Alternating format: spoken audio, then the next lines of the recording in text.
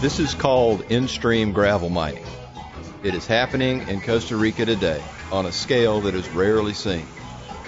It is a practice that developing nations acquire because they are not aware of how damaging and far-ranging the impacts are to the environment. It is a practice of convenience brought about by the necessity of national development. Developing nations need roads so that they can grow and prosper, but they don't have to destroy the rivers to get the gravel for the roads. Giant track excavators remove 6 to 10 feet of gravel across the entire river channel. One might think that they are only removing gravel, that the water still flows and the fish still swim, but scientifically, environmentally, and ecologically, this obliterates the river. The impacts are extremely long-lived, extremely difficult to repair, and secondary impacts extend far into the tropical forest. The impacts are so bad that much of the world has adopted environmental regulations that do not allow or significantly restrict in-stream mining.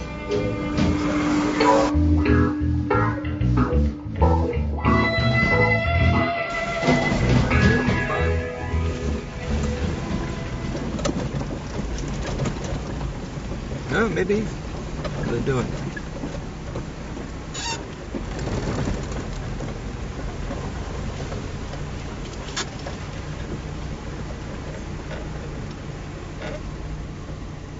Oh, I don't think you can get past tobacco. I think he's at the very end. I want to go ahead and get some pictures of that shovel coming around the backside of that dump truck going right down into the main channel.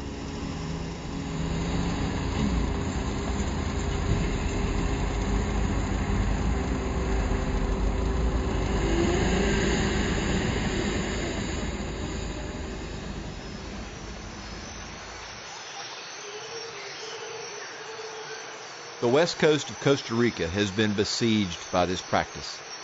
Particularly hard hit is the Rio Tigre on the Osa Peninsula. The Osa has one of the most diverse ecosystems on the planet and is home to the 108,000-acre Corcovado National Park that takes up about half of the peninsula.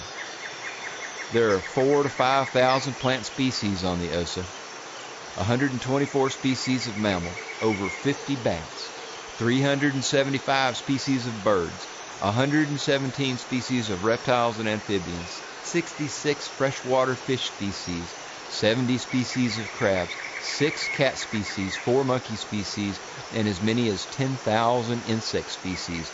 That includes 220 species of butterfly. The Smithsonian Institute says Corcovado National Park and adjacent areas conserve the most important tract of lowland tropical wet forest still in existence on the Pacific side of Central America. Currently, there is one gravel mine working on the Rio Tigre, and at one point there were 16 additional applications in processing on the Osa Peninsula. If approved, these operations would destroy over 16 miles of river on this tiny but biologically rich peninsula. Half of the entire Rio Tigre is proposed to be mined. 2 additional applications for gold mining on the Osa Peninsula were recently submitted. These cover nearly 10,000 acres. Both applications are entirely within the Forest Reserve de Golfo Dulce. This is like a national forest in the States. Most of the rivers on the Osa Peninsula outside of Corcovado National Park will be destroyed if these applications are granted. This activity extends to the mainland as well. There have been proposals for 10 additional in-stream gravel mines within about 50 miles of the Osa Peninsula. In all, 28 mining concessions have been proposed on 12 separate rivers in southwestern Costa Rica.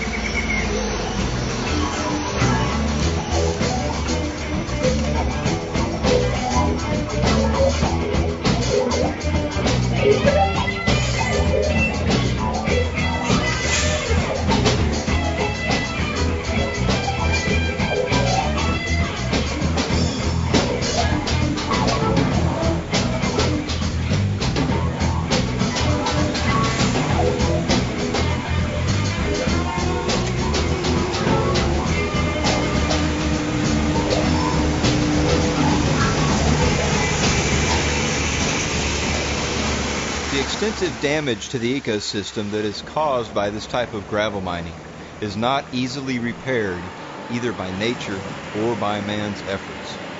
The damages therefore persist for decades or longer.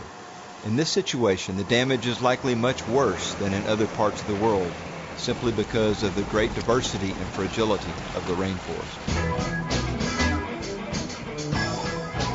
The National Marine Fisheries Science Program says this type of mining will remove the existing river ecosystem, along with much of the accompanying river edge vegetation, almost in its entirety. Impacts include loss or degradation of spawning beds and juvenile rearing habitat, migration blockages, channel widening, river shallowing, ponding, loss of river channel stability, loss of pool and ripple structure, increased turbidity and sediment transport, increased bank erosion, stream layer downgrade.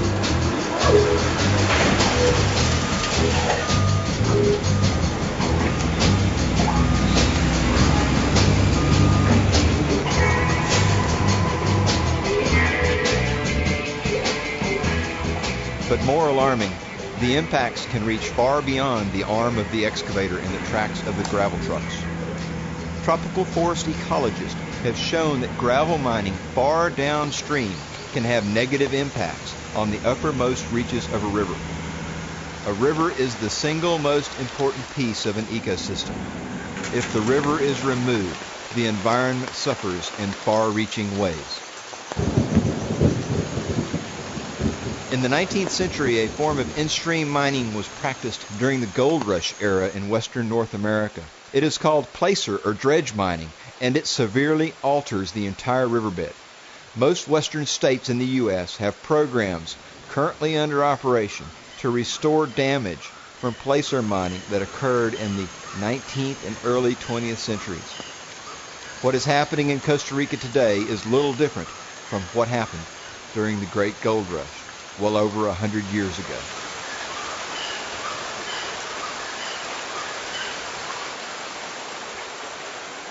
What actually happens is a cascade of effects that make it very difficult for the river to regain its stability.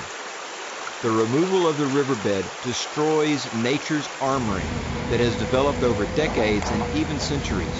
This armoring is the result of countless floods that lay down a virtually impenetrable layer of gravel that is so compact and dense that floods, basically of biblical proportions, are required to damage it. The armoring is the result of a geologic process that is extremely difficult to repair.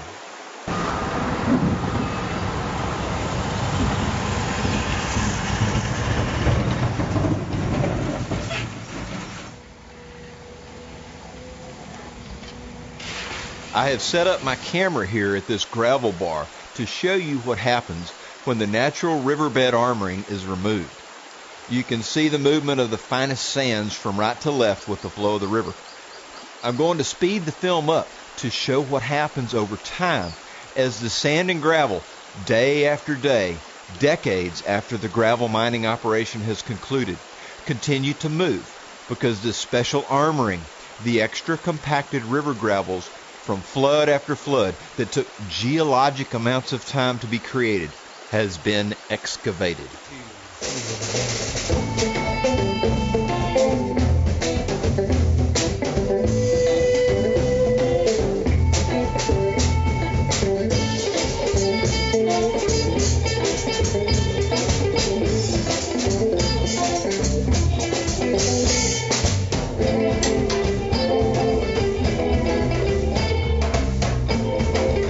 Without the armoring, gravel is free to move about the bed of the river. The river channel flattens and meanders rapidly from side to side. The constantly moving gravel creates a network of braided streamlets within the stream bed. The water becomes shallow and cloudy with fine sediment because the gravel never stops moving. This constant meandering of the current increases the sideways erosion of the river and the banks cave in, destroying the riverside vegetation. The shallow water heats up more rapidly than the deeper water, and the loss of streamside vegetation allows more sun to hit the water, increasing the warming even more. El Rio Tigre es mi amigo. El Rio Tigre es mi amigo. El Rio Tigre es mi amigo. El Rio Tigre es mi amigo. Many fish species cannot survive the change to shallower, warmer water. Baby shrimp spawned by adults in the headwaters are killed passing through the gravel mining areas on their way to their estuary nurseries. Coastal mangrove swamps are impacted by warmer water and increased sediment. Oyster reefs are smothered by sediment and water chemistry changes are felt in the bays. The negative impacts and hostile conditions created by in-stream gravel mining significantly diminish the quality of tropical ecosystems.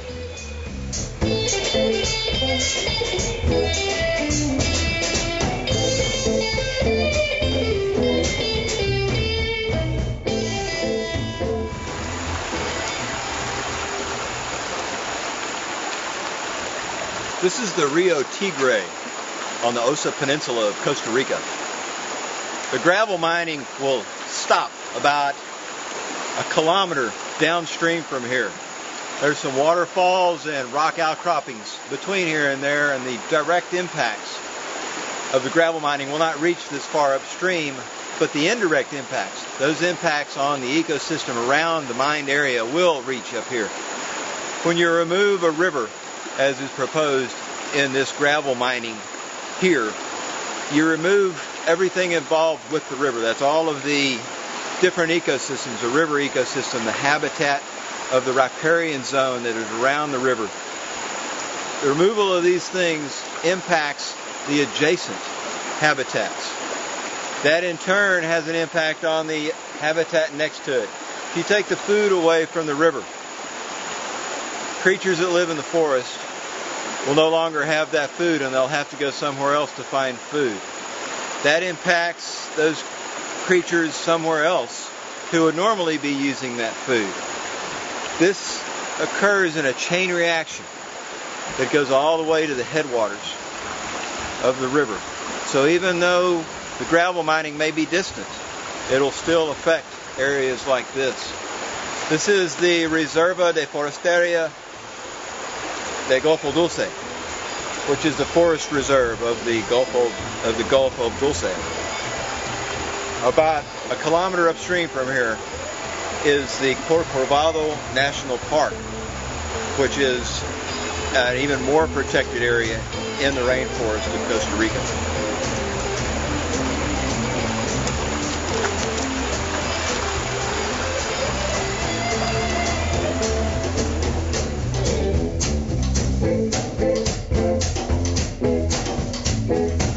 Aquafina, pescados muchos. Aquafina, pescados muchos. Aquafina, pescados muchos. Aquafina, pescados muchos.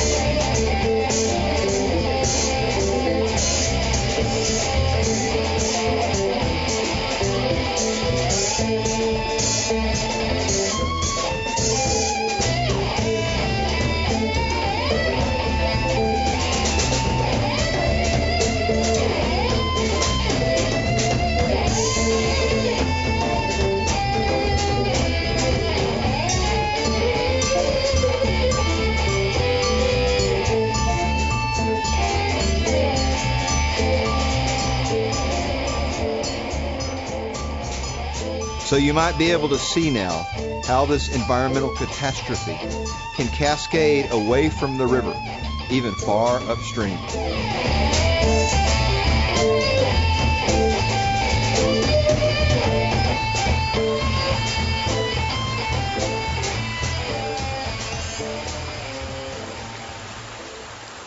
If left unchallenged, these proposals are likely to be approved. The greatest catastrophe, however, may be that there are sustainable alternatives to in-stream gravel mining. As developed nations across the rest of the world have become aware of how damaging this practice is, alternative sources of gravel have been easily and economically found. Costa Rica is no different from the rest of the world in this respect. Costa Rica is, however, a much more diverse and bountiful place than most of the rest of the world.